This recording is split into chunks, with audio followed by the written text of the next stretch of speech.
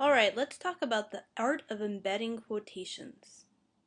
Okay, first let's look at the anatomy of a quote. This isn't even a real quote, it's just what it might look like. It says this right here is a lot of context leading up to the quote, and if the quote is actual dialogue, the speaker, the exact words you've taken from the text citation. Here's what's in there. First, you've got some context that's leading up to the quote, and that's background information. Then, usually, there's going to be a comma right before the quote begins. After that, you have the quote, and it opens and ends with quotation marks that look like that. And finally, you have the citation, which comes in parentheses after the quote. So that's all the pieces that go into embedding a quote. Your job is to find the art of avoiding a quote dump, which looks like that. That's when you just dump your quote into the writing with no lead-in.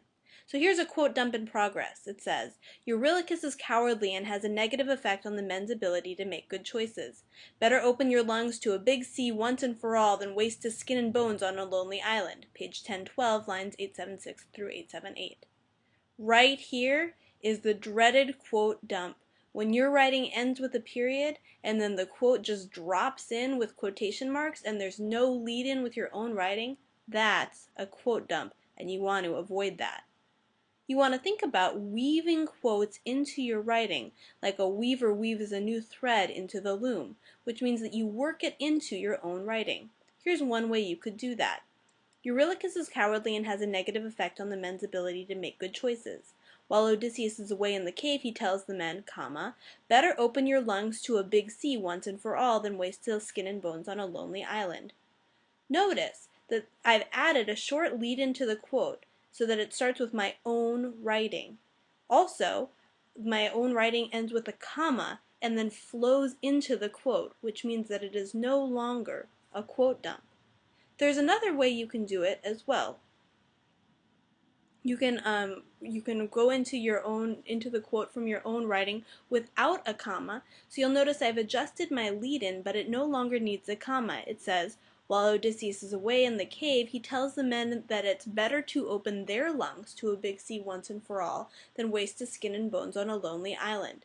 You'll notice that since better is just a continuation of the sentence I've already started, it no longer needs a capital letter.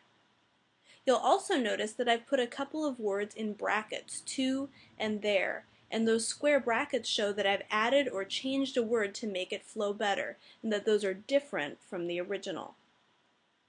Remember that just like weaving, putting quotes into your own writing takes a lot of practice.